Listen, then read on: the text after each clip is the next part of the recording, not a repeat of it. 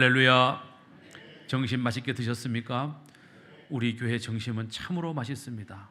다른 어느 교회 가도 맛볼 수 없는 아주 기가 막히게 맛있는 점심이 우리 거함교회 점심인데, 육의 양식이 맛있으니까 이제는 또 뭐가 맛있어야 되겠어요? 영의 양식도 맛있어야 되겠죠? 정신을 바짝 차리시고 오늘 말씀을 잘 들으시면 좋겠습니다. 한번 따라해 보실까요? 행복한 교회, 영광스러운 성도, 창조적 사역, 위대한 역사. 이 네 가지가 김종화 목사가 목회하는 목회 철학이에요. 목회 철학. 다시 말하면 나는 이제부터 목회할 때 내가 목회하는 교회를 행복한 교회로 만들겠다. 성도들을 시시한 성도가 아니라 세상에서 존경받고 칭송받는 위대한 성도들로 나는 만들겠다.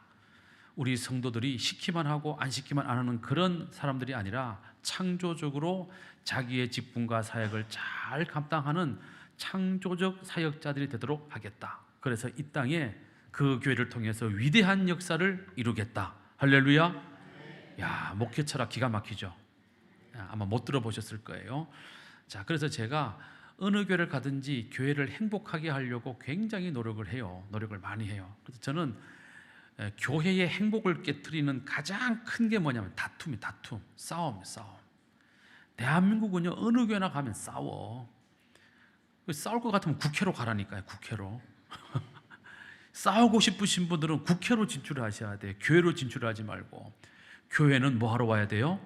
은혜 받고 하나님께 헌신하고 사랑을 베풀고, 그러려고 우리가 교회를 오는 거니까 교회 오면 행복해야 돼요.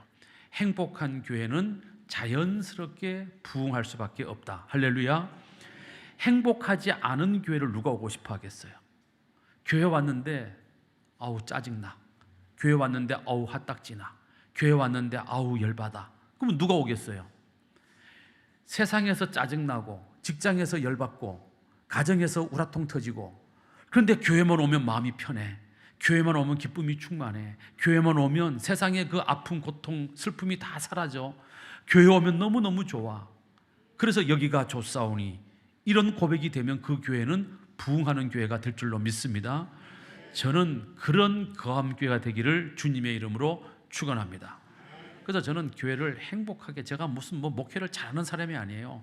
근데 목회를 잘하는 목회꾼들이 있어요. 근데 저는 목회꾼은 아니고, 어쨌든 김종환 목사가 목회하는 교회는 행복했으면 좋겠다. 그래서 제가 거함교회가 세 번째 담임 목사 교회예요. 세 번째 담임 목사 교회인데, 제가 거쳐왔던 모든 교회, 제가 부목사 때부터 따지면 기장교회로 따지게 되면 한 5개, 6번째 교회가 될 텐데, 그 교회를 제가 쭉 거쳐오면서 목회를 했는데, 지나고 나서, 제가 그 교회를 떠나고 나서 그 교회 성도들이 한참 있다가 저를 만나면 하는 얘기가 똑같은 얘기를 해요.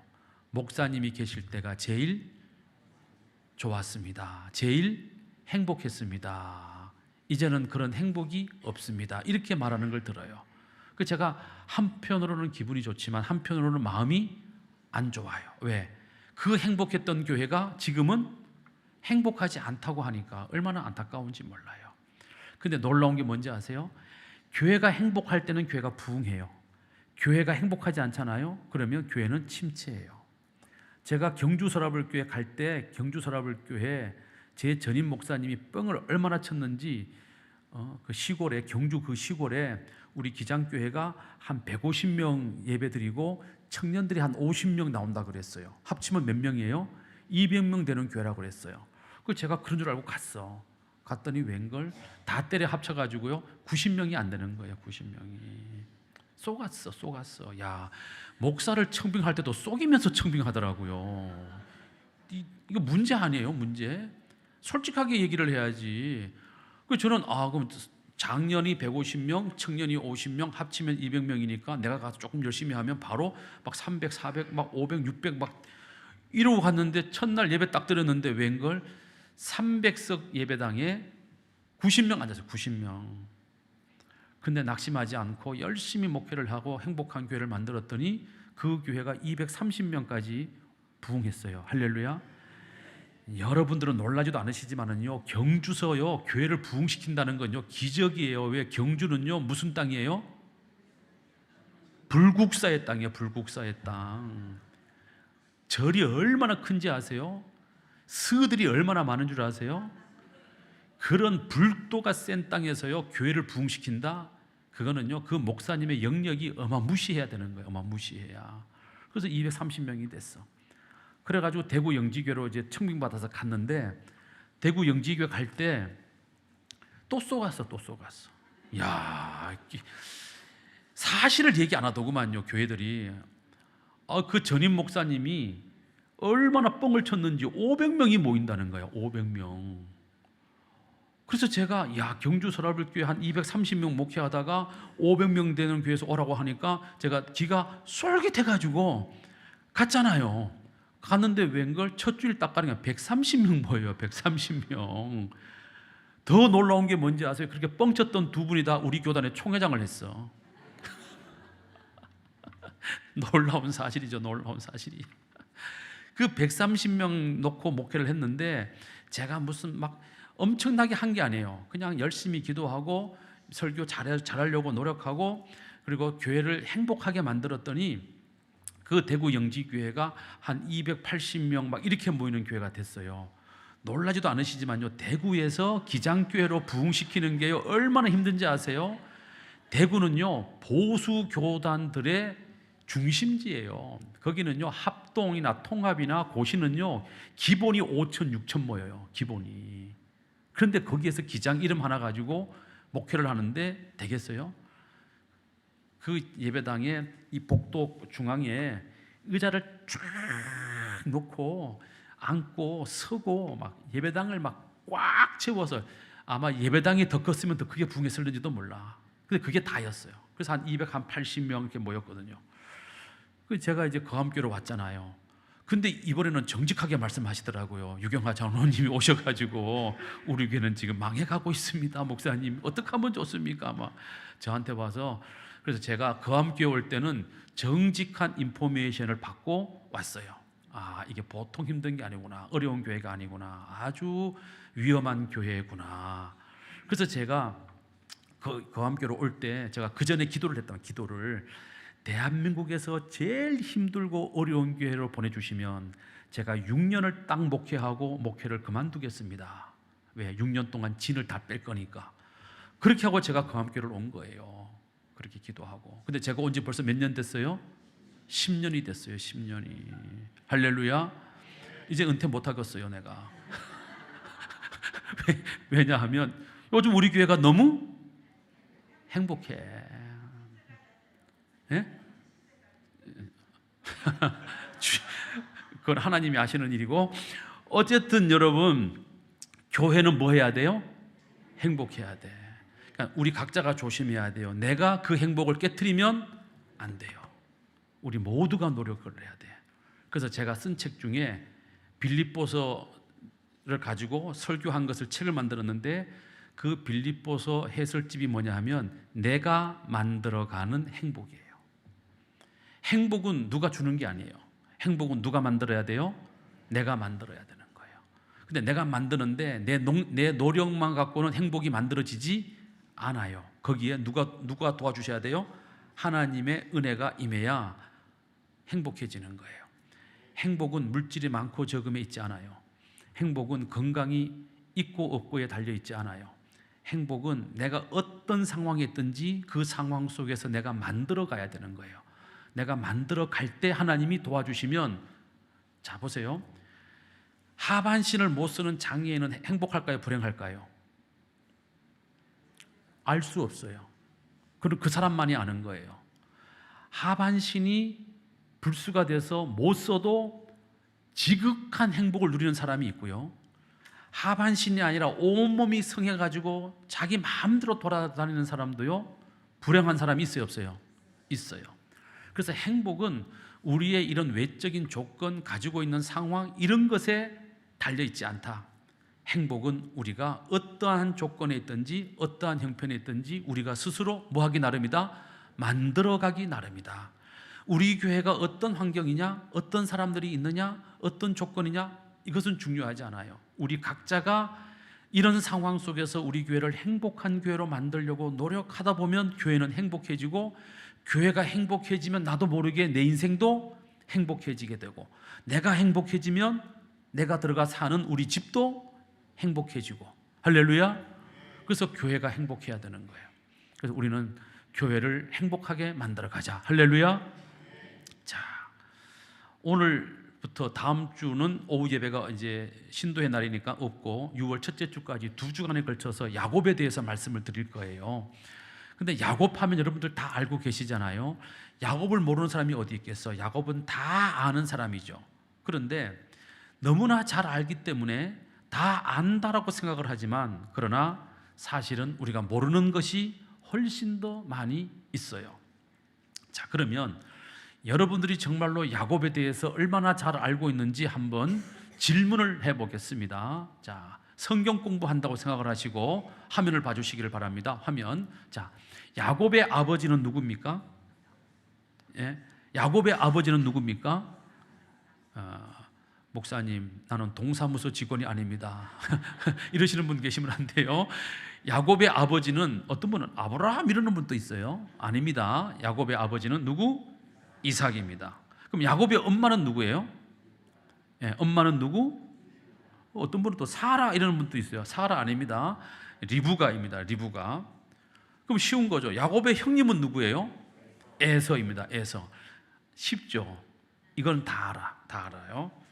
자, 그러면 다음 질문. 야곱이라는 이름의 뜻은 무엇입니까? 네? 발 뒤꿈치를 잡다. 발 뒤꿈치를 잡다. 그런 뜻이 있어요. 그 리브가 뱃속에 쌍둥이가 잉태가 됐어요. 근데 이 쌍둥이들은 엄마 뱃속에서부터 서로 형이 되려고 이제 싸움이 일어났어요. 뱃속에서부터 싸움이 났어. 근데 이걸 어떻게 알겠어요? 아기를 가져본 엄마들은 알아요. 아기들이 엄마 뱃속에 있을 때 10달 동안 가만히 있어요? 아니면 막 걷어차요? 엄마들은 다 안다니까. 남자들은 몰라. 막 걷어차고 막 밀기도 하고, 그죠? 막 뻗당기기도 하고 막 그러잖아요. 근데 요 아기가 둘이 있는데 요 두 놈이 서로 좋은 자리를 차지하려고, 서로 형이 되려고 서로 막 밀치고 이러면서 뱃속에서부터 싸움을 했는데, 에서가 힘이 좀 세는 것 같아요. 에서가. 그래가지고 동생을 확 밀치고 먼저 태의 문을 열고 쑥 나와버린 거야. 근데 에서가 나올 때 야곱이 안 돼, 내가 먼저 나가야 돼. 그래가지고 어떻게 해요? 나가는 에서의 발 뒤꿈치를 꽉 움켜잡았어. 근데 얼마나 세게 움켜잡았는지 피가 안 통해가지고 얼굴이 뻘개가지고 형 에서가 나왔어요. 그래서 에서의 이름의 뜻은 뭐라고요? 얼굴이 붉다. 힘을 주고 나와가지고 얼굴이 붉다. 또 야곱은 그 형 에서의 발 뒤꿈치를 잡고 나왔기 때문에 발 뒤꿈치를 잡은 사람 해서 야곱, 이렇게 이름이 붙은 거예요. 자, 그러면 다음 질문. 야곱이 태어날 때 아버지 이삭은 몇 살이었을까요? 조금 어려워졌죠. 제가 이제 나이를 가지고 야곱을 풀어갈 거예요. 오늘하고 이제 그 다음 주까지. 자, 야곱이 태어날 때 아버지 이삭의 나이는 몇 살이었을까요? 모르면 그냥 통밥으로 때려 맞추는 거죠. 몇 살?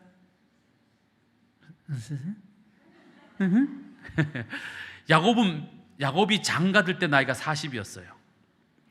20년 동안 애가 안 생겼어요. 하나님께 기도했어요. 하나님이 리브가의 문을 열고 태의 문을 열고 60세에 두 아들을 낳았어요. 그래서 야곱이 태어날 때 아버지 이삭의 나이는 몇 살이었다? 60살이었다. 조금 더 쉬운 거. 그러면 다음 질문. 자, 야곱은 형 에서에게 무엇을 주고 장자의 명분을 샀습니까? 팥죽. 이럴 줄 알았어요. 왜? 성경에 그렇게 기록되어져 있기 때문이죠. 창세기 25장 34절 시작. 야곱이 떡과 팥죽을 에서에게 주매 에서가 먹으며 마시고 일어나 갔으니 에서가 장자의 명분을 가볍게 여김이었더라. 그래서 떡과 팥죽이라고 되어 있는데 이 떡은 레헴이라는 말인데 이 말은 빵이라는 빵. 빵이라는 말이에요. 그 다음에 팥죽으로 번역된 아다심이라는 말은 렌즈콩 플러스 우네지드 죽이라는 단어가 합쳐진 거예요. 그러니까 우리가 흔히 말하는 렌즈콩 또는 렌틸콩, 요즘은 렌틸콩이라고 하죠. 왜 노란색 작은 콩 있죠? 이것을 우리가 팥죽으로 번역을 했어요. 그런데 중동 지방에는 팥이 없어요. 렌틸콩이 많이 있죠. 자, 사진 한 장 보시겠습니다. 렌틸콩 보시죠, 사진. 이게 렌틸콩이에요. 아주 작은 콩이에요. 약간 노리끼리 한 색을 띠고 있습니다. 자, 그다음 이것을 양파하고 올리브유하고 섞어서 죽을 이렇게 쓰면 붉은색은 사라지고 약간 녹두죽보다는 조금 더 진한 노리끼리 한 색의 죽이 돼요. 그래서 콩이 사라지는 게 아니고 콩이 건더기로 이렇게 있고, 그래서 요즘 중근동 지방이나 지중해 근방에 가면 이 렌틸콩 죽을 많이 먹어요. 많이 먹는데 저 콩죽을 쓸 때 아까 말한 것처럼 양파도 넣고 올리브유를 넣고 죽을 쓰고 거기다가 고기, 돼지고기를 이게 뜯어서 넣어서 그렇게 해서 죽을 써요. 이거를 이제 빵으로 찍어서 먹어요. 이게 이제 주식이죠. 이 사람들의 주식이죠. 우리로 치면 밥 같은 음식이에요. 스페인에 가도 저 음식이 굉장히 흔해요. 자주 먹게 되는 음식이죠. 자, 야곱은 바로 이 렌즈콩, 렌틸콩 수프 한 그릇을 주고 형 에서로부터 장자의 명분, 장자의 축복권을 사게 됩니다. 그 다음 질문, 7번째 질문. 장자의 명분을 가로챈 야곱은 형 에서에게 맞아 죽을까 봐 겁이 나가지고 어디론가 도망을 갑니다. 어디로 도망을 갑니까? 밑에 8번에 답이 나와 있죠. 외삼촌 라반의 집으로 도망을 가는데 그 외삼촌 라반의 집을 밧단 아람 외삼촌 라반의 집, 이렇게 성경은 표현을 해요. 여기가 어디냐 하면 바로 아브라함이 나왔던 아브라함의 두 번째 고향 하란 땅이에요. 하란 땅에 밧단 아람, 하란 땅에 그 아브라함의 친인척들이 쭉 이제 살게 되었으니까 그쪽으로 도망을 가게 된 거죠. 그래서 이제 이 야곱이 외삼촌 라반의 집에 딱 도망을 가서 보니까 거기에 참한 규수가 둘이 있는 거예요. 레아와 라헬이 있는 거죠. 근데 둘 다 상당히 미모가 좋았나 봐요. 그런데 그 중에 8번 외삼촌 라반의 딸 레아와 라헬 가운데 야곱이 사랑했던 여인은 누구였습니까? 라헬이에요. 라헬, 맞아요. 라헬이었어요. 그래서 야곱이 외삼촌 라반의 집에 몸을 의탁하면서, 야곱이 참 용기 있는 남자예요. 가가지고 뭐 1년 지내고 2년 지내고 3년 지내고가 아니고 가자마자 바로 라헬한테 첫눈에 딱 반해가지고 외삼촌 라반에게 흥정을 겁니다. 외삼촌, 내가 라헬에게 눈이 멀었습니다. 그러니 라헬을 나에게 아내로 주십시오. 그러면 내가 외삼촌을 위하여 몇 년? 7년을 일해드리겠습니다. 다시 말하면 내가 가진 것이 없으니 내 몸으로 7년을 때우겠다 이거죠. 그러니까 외삼촌 라반이 조카가 왔으니까 참 손님이잖아요. 손님. 어쨌든 그러니까 일 시켜 먹기도 어려운데 지가 지발로 몇 년을? 7년을 머슴처럼 일을 해준다고 하니까 외삼촌 라반이 싫을 리가 없잖아요. 그래 알았어. 그러면 너 7년 일해라. 7년 일해라. 이렇게 이제 된 거죠. 자, 그래서 이제 7년이 지났는데 9번 문제, 외삼촌 라반은 누구를 먼저 야곱과 결혼시켰습니까? 언니 레아를 결혼시켰어요. 결혼식이 이제 있었습니다. 중근동 지방은요 결혼식을 밤에 해요. 밤에. 왜? 낮에는 너무 더워서 못하니까 해가 지면 시작이 돼요. 그래서 이제 막 밤새도록 잔치를 벌이고 야곱이 신방에 들어가서 첫날 밤을 치렀는데 다음날 아침에 일어나서 보니까 세상에 내 옆에 자고 있는 신부가 그토록 자기가 사랑했던 라헬이 아니고 누가 있는 거예요? 레아가 있는 거예요. 깜짝 놀란 거야. 그래가지고 외삼촌 라반에게 따집니다. 아니 외삼촌, 내가 지난 7년 동안 머슴처럼 내가 일을 하고 그래서 내가 장가를 들었는데 어떻게 나한테 이렇게 할 수 있습니까? 왜 나를 속였습니까? 하고 따져요. 따지니까 외삼촌 라반이 뭐라고 말합니까? 우리 마을에서는 동생을 언니보다 먼저 시집 보내는 일이 없다. 네가 만약에 또다시 7년을 더 일해주면 그 조건을 네가 들어주면 그러면 내가 진짜 라헬을 너의 아내로 주겠노라. 이렇게 이제 얘기가 전개가 됩니다. 자, 다음 10번 문제. 자, 그러면 외삼촌 라반에게 속아서 레아와 먼저 결혼한 야곱은 얼마 뒤에 라헬과 결혼할 수 있었습니까? 야, 여기서 다 빠지는 거야. 7년 뒤가 아니고 7일. 우리 고건사님 역시 7일 뒤에 결혼을 시켜줘요. 그러니까 언니 라헬하고 속여서 장가를 먼저 들고 그 다음에 조카 야곱이 막 따지니까 외삼촌 라반이 그래, 그러면 내가 언니보다 동생을 먼저 보낼 수 없어서 언니를 먼저 보냈으니까 그러면 너 나한테 7년 동안 또 일해줄 수 있냐? 야곱이 그렇게 하겠습니다. 그래서 7일 뒤에 다시 혼례식을 치러서 라헬을 야곱과 맺어주게 되죠. 그래서 라헬하고 같이 살면서 7년을 어떻게 무임금으로 일을 하게 되는 것입니다. 자, 그러면 11번. 야곱의 아내는 모두 몇 명이었습니까? 네? 4명. 4명 맞아요. 4명. 그럼 야곱의 자식은 모두 몇 명이었습니까? 네? 12? 11? 화면 보시겠습니다. 네, 잘 보실지 모르겠네. 잘 보이세요? 네, 야곱의 아내는 첫 번째 부인은 레아죠. 언니 레아. 언니하고 먼저 결혼을 해가지고 여러분들 도표에 보시는 것처럼 루벤하고 시므온하고 레위와 유다를 낳습니다. 자기가 라헬이 볼 때 나도 지금 결혼을 했는데 나는 지금 애를 하나도 못 낳는데 언니는 해마다 애를 낳는 거야. 해마다 애를 낳는 거야. 그러니까 질투심이 생겼어요. 야, 이거 큰일 났다. 나는 애를 못 낳는데 언니는 자꾸 애를 낳네. 그래서 이 라헬은 그때 당시 중근동 지방의 풍습이 뭐냐 하면 주인인 내가 애를 못 낳을 경우, 생산을 못 할 경우 몸종을 자기 남편하고 동침을 시켜요. 그래서 그 사이에서 애가 태어나면 그 애는 몸종의 애가 아니고 주인인 나의 애가 돼요. 왜? 이 하녀는 노예거든요. 노예. 그러니까 노예니까 그 노예의 소유권이 나한테 있으니까 그 노예인 여자가 낳은 자식도 결국 주인인 나의 것이 되는 거예요. 그래서 라헬이 자기의 몸종인 누구를? 빌하라는 몸종을 야곱에게 들여보내서 애를 낳습니다. 그래서 단과 납달리 두 아들을 낳습니다. 그리고 그게 결국은 이제 라헬의 애가 되는 거죠. 법적으로는.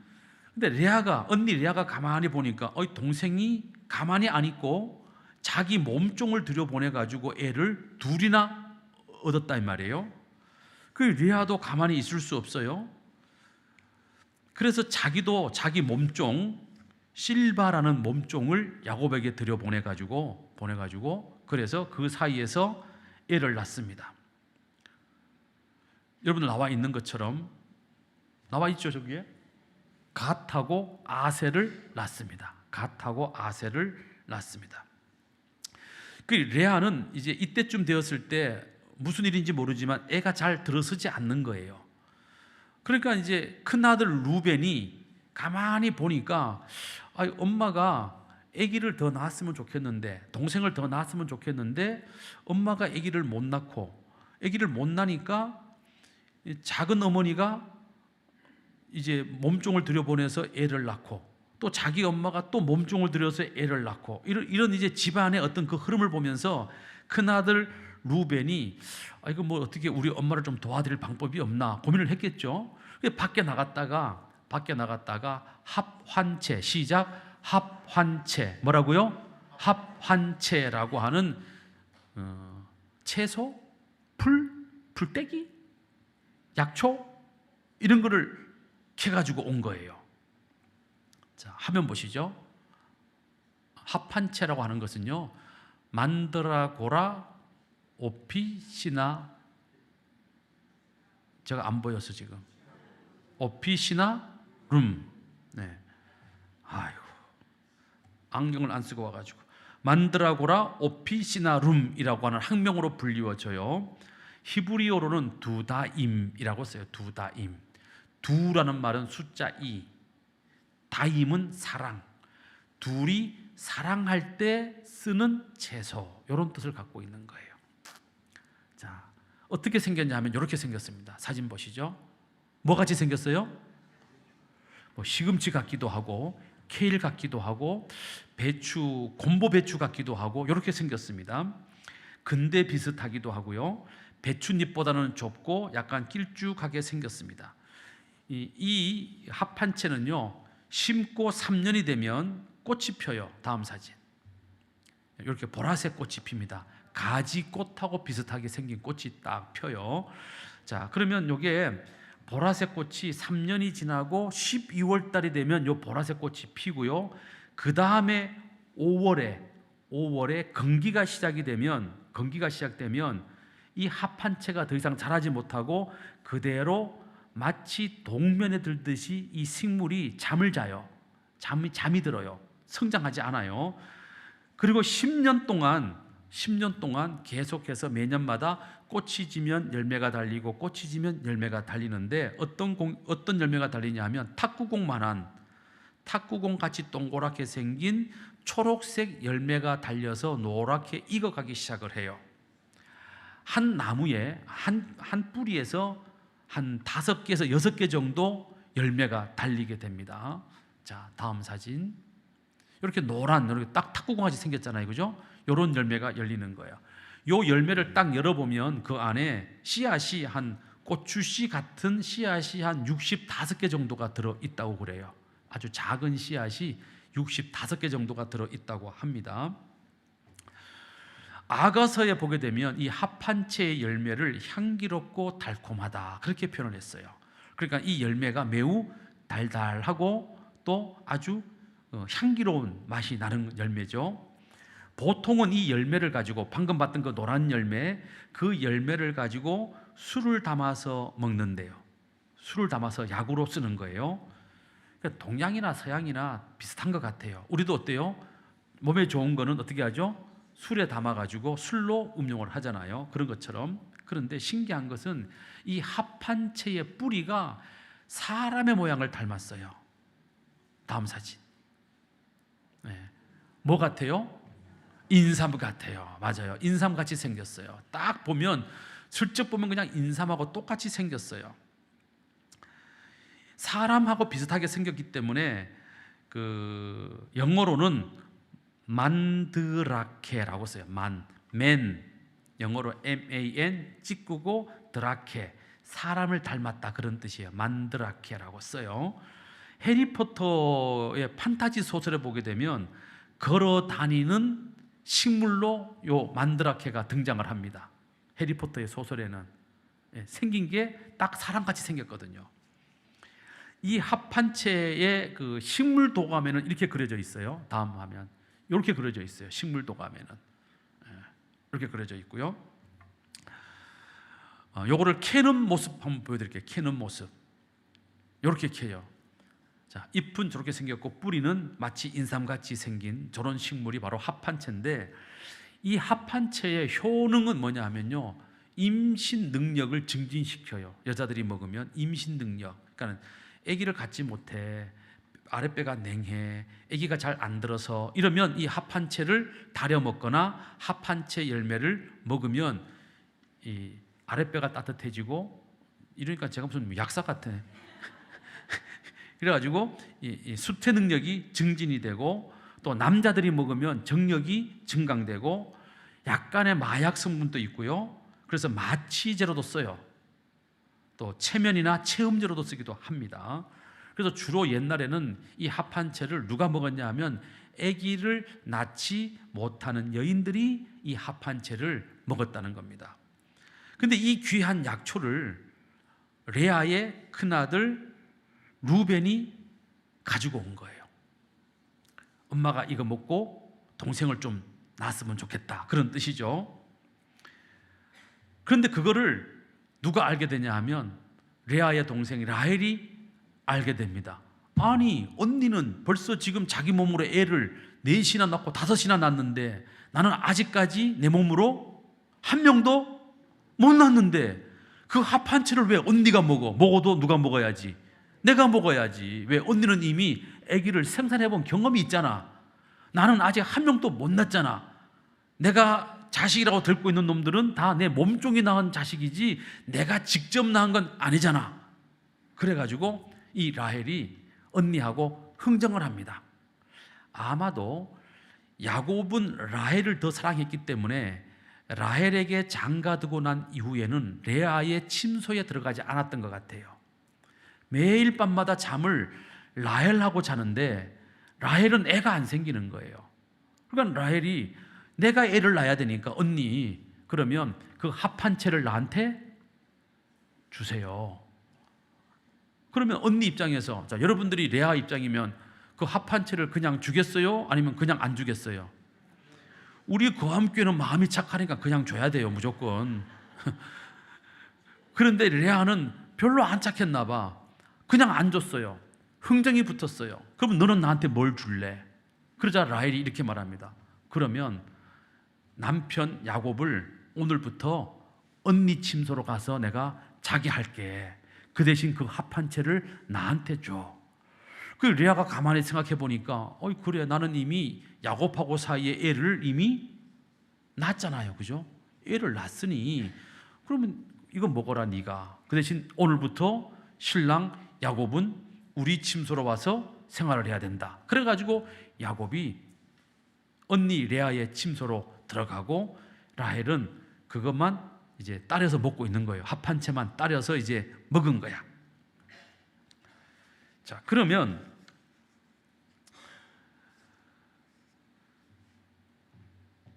레아가 모처럼 만에 이제 남편하고 동침을 하게 된 거잖아요. 떨어져 살다가 합쳤으니까. 그래서 바로 이 레아는 합한채를 안 먹고도 애를 낳았어. 왜냐하면 원래 생산 능력이 좋았으니까. 그래가지고 야곱하고 동침하면서 이사가를 낳고 스불론을 낳고 그 다음에 딸 디나까지 낳게 되는 거예요. 3명을 낳는 거예요. 근데 그 3명을 낳을 동안에 이 라헬은 합한채까지 삶아 먹었는데 애가 안 생겨. 이유가 뭘까요? 이유가 뭘까요? 동침을 한 적이 없어. 뭐 별을 봐야 하늘을 봐야 별을 딸 거 아니에요. 왜? 지금 신랑 야곱은 누구네 침소에 가 있는 거예요? 레아의 침소에 간 거예요. 흥정을 했잖아. 합한채 나한테 주면 신랑 야곱을 언니 침소로 보낼게 해서 지금 언니 침소에 신랑이 가버린 거예요. 근데 이 라헬은 지금 뭐만 따라 먹고 있어요? 언니 레아가 애 셋 날 동안에 최소 3년이죠. 3년 그잖아요. 매년 낳았다고 하면 3년 아니야. 그러니까 약만 따라 먹고 있었던 거지, 약만. 그런데 하나님의 은혜가 임한 거죠. 라헬하고 야곱하고 무슨 관계가 있었는지 모르겠지만 어쨌든 이 합한채의 효력 때문인지 아니면 하나님의 은혜 때문인지는 모르겠지만 성경은 이렇게 기록되어 있어요. 창세기 30장 22절을 보면 이렇게 되어 있어요. 하나님이 라헬을 생각하시어. 하나님이 라헬을 생각하시어. 이렇게 기록되어 있어요. 이 말은 뭐냐 하면 합한채와 상관없이 라헬은 아기를 갖게 되었다. 누구의 은혜로? 하나님의 은혜로. 그렇게 해석을 해야 된다 이 말이에요. 그러니까 합한채 먹고 애 낳았다 이렇게 말하면 안 된다 이 말이에요. 하나님의 은혜로 아기가 라헬이 아기를 낳는데 그 아기가 바로 누구예요? 요셉이에요. 요셉. 자, 다시 그 족보 올려줘요. 족보. 예. 그래서 라헬이 처음으로 자기 몸으로 낳은 아들이 요셉이라는 아들을 낳게 되는 겁니다. 그리고 나중에 밧단 아람에서 야곱이 가나안 땅으로 돌아와서 가나안 땅에 들어와 가지고 아기 하나를 더 낳았는데 그만 그 라헬이 자기 몸으로 낳은 둘째 아들을 낳다가 산후통으로 그만 라헬이 죽게 됩니다. 죽게 돼요. 그래서 라헬이 죽으면서 낳은 아들 이름이 바로 베냐민이라는 아들이었습니다. 그래서 결국 부인은 모두 4명, 자녀는 모두 13명을 낳았다. 자, 아직까지 우리가 해결해야 될 질문들이 많이 있습니다. 자, 이제 나이를 중심으로 제가 질문을 올려드릴 거예요. 한번 보시죠. 화면. 자, 대답하지 말고 어차피 틀릴 거니까 대답하지 마세요. 생각만 하세요. 생각만.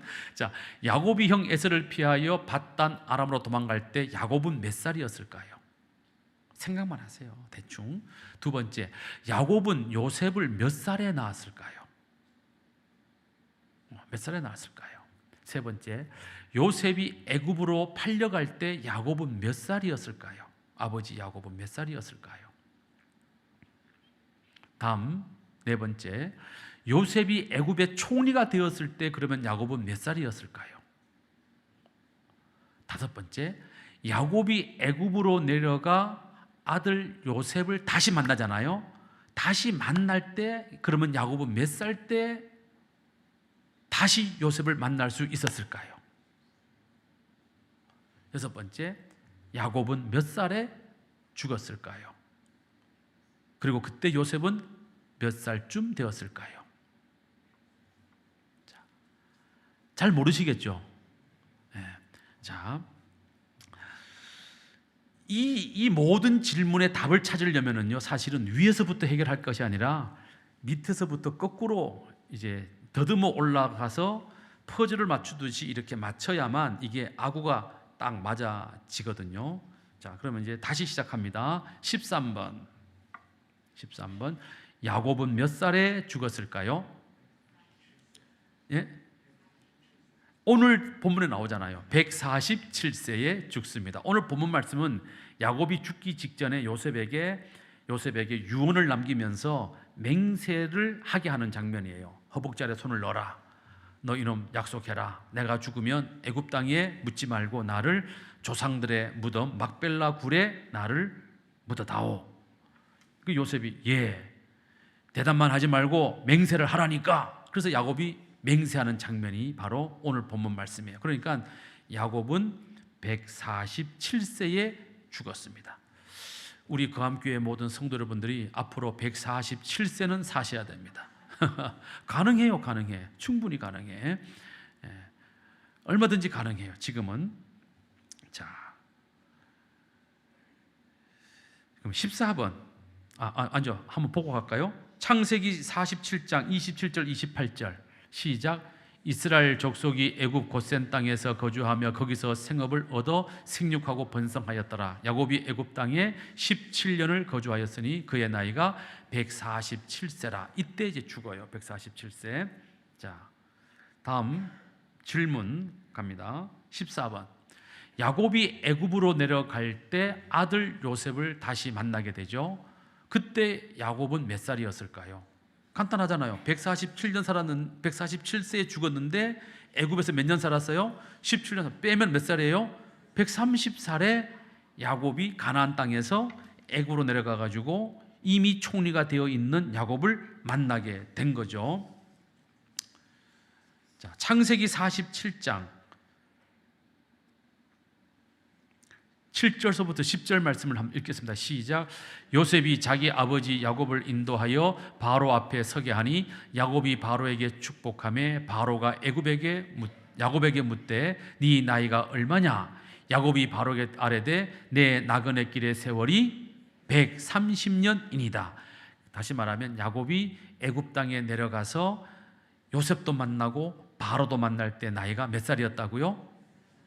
130세였다. 130세. 그리고 17년 살다가 죽었으니까 147세에 죽게 됩니다. 자, 다음 15번 문제. 15번.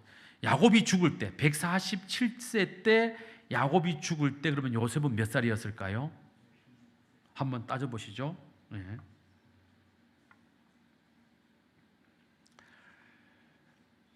자, 이 질문의 답을 얻으려면 야곱이 애굽에 내려와 애굽의 총리가 이미 되어 있는 요셉을 만났을 때 나이를 생각해 보시면 됩니다. 그때 나이가 몇 살? 130살이에요. 130살. 130살에 야곱이 내려왔는데 이미 요셉은 애굽의 총리가 되어 있는 거예요. 자, 이때는 이미 애굽에 풍년이 7년 동안이 있었고 그 7년 풍년이 지난 다음에 흉년이 2년이 이어졌어요. 그럼 몇 년이 지나간 거죠? 9년이 지나간 거예요. 9년이. 자, 창세기 41장 46절 47절 보겠습니다. 시작. 요셉이 애굽 왕 바로 앞에 설 때에 30세라. 그가 바로 앞을 떠나 애굽 온 땅을 순찰하니 7해 풍년에 토지 소출이 심하는지라. 자, 그러면 요셉은 총리가 될 때 나이가 몇 살이었어요? 나왔잖아요. 몇 살? 30살. 30살에 풍년이 몇 년? 7년. 흉년은 몇 년? 2년 지났어요. 그럼 요셉이 몇 살이에요? 39살. 요셉은 39살에 130살에 아버지를 다시 애굽에서 만난 거죠. 이해가 가십니까? 자, 다음 창세기 41장 53절 54절 시작. 애굽 땅에 7해 풍년이 그치고 요셉의 말과 같이 7해 흉년이 들기 시작하였다. 자, 요셉이 애굽의 노예로 팔려와서 애굽의 왕 바로 앞에 총리가 되었을 때는 30살이었습니다. 그리고 7년 동안 풍년이 이어집니다. 그 풍년의 동안 요셉이 국고성을 크게 짓고 그 풍년으로 얻은 모든 곡식을 잘 저장하고 흉년 7년을 예비하게 됩니다. 그리고 그 다음에 이어서 7년의 흉년이 이어지게 됩니다. 그래서 애굽 주변에 있는 모든 나라 사람들이 애굽으로 식량을 사러 오게 되죠. 그 중에 요셉을 애굽에 팔아버린 요셉의 형들도 식량을 구하러 오게 됩니다. 창세기 45장 4절에서 6절 시작. 요셉이 형들에게 이르되 내게로 가까이 오소서. 그들이 가까이 가니 이르되 나는 당신들의 아우 요셉이니 당신들이 애굽에 판 자라. 당신들이 나를 이곳에 팔았다고 해서 근심하지 마소서. 한탄하지 마소서. 하나님이 생명을 구원하시려고 나를 당신들보다 먼저 보내셨나이다. 이 땅에 몇 년 동안? 2년 동안 흉년이 들었으나 아직도 몇 년? 5년이 남아 있으니 추수할 것이 없을 것입니다. 이렇게 대답을 해요. 그러니까 지금 뭐예요? 요셉과 요셉의 형들은 흉년 몇 년 만에? 2년 만에 만난 거예요. 흉년 2년 앞에 뭐가 있었어요? 풍년 7년이 있었어요. 그래서 이 형들을 돌려보내면서 내 아버지 야곱과 그의 가족들을 다 데리고 오시오 해서 130살의 야곱이 애굽으로 내려온 거예요. 이때 내려왔을 때 요셉의 나이는 39살, 직위는 애굽의 총리였다는 것이죠.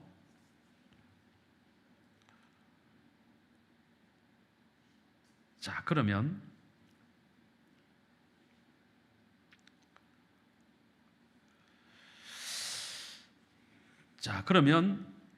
야곱이 130세에 애굽에 왔고 17년 만인 147세에 죽었으니까 야곱이 죽을 때 요셉의 나이는 몇 살이었습니까? 56세가 되는 거죠. 56세. 39세 더하기 17년 하면 되니까. 맞아요, 틀려요?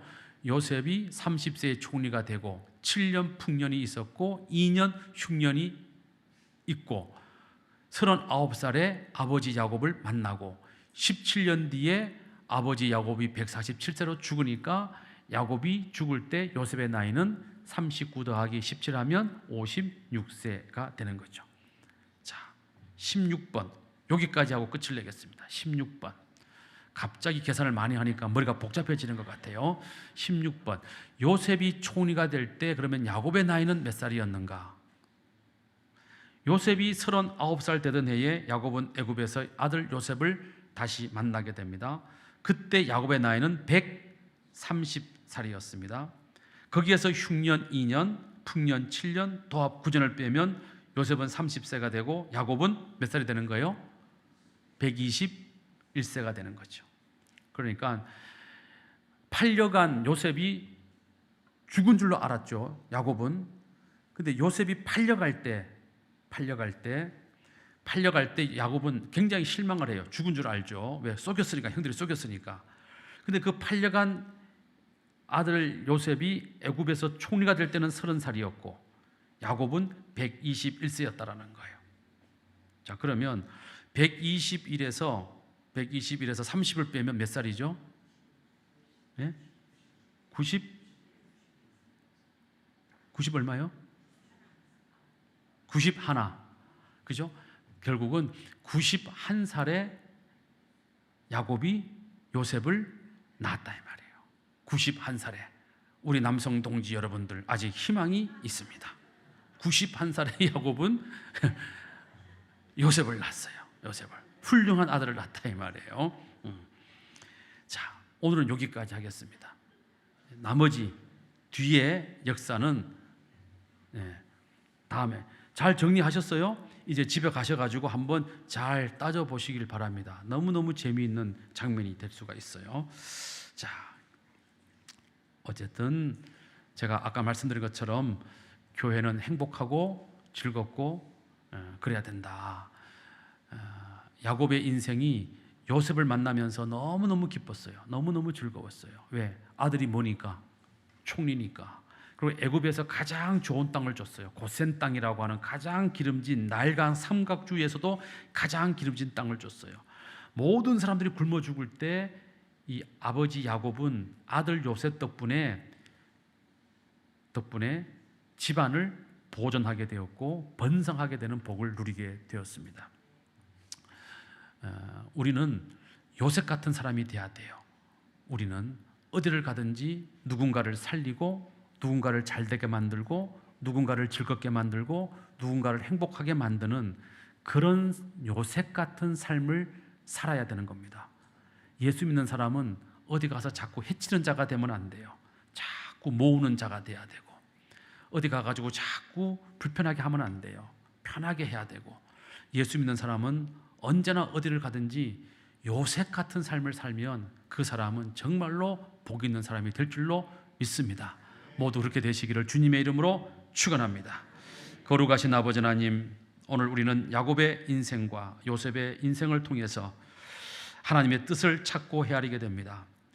요셉은 고난 중에 믿음으로 참고 견디며 그 모든 시련을 이겨내고 하나님 뜻 안에 애굽의 총리가 되었고 그 요셉으로 말미암아 가뭄에 흉년이 들어 고통당하던 죽어가던 아버지의 가족들, 심지어 자기를 팔아버린 형들의 가족을 다시 살리고 회복시키고 보존하는 엄청난 일을 요셉이 감당을 했습니다. 저희들도 요셉 같은 삶을 살기를 원합니다. 요셉처럼 어디를 가든지 다른 사람을 살리고 회복시키고 번성케 하고 잘되게 하는 이런 삶을 살아가도록 저희들을 인도하여 주시옵소서. 거룩하신 예수님 이름으로 기도드리옵나이다. 아멘.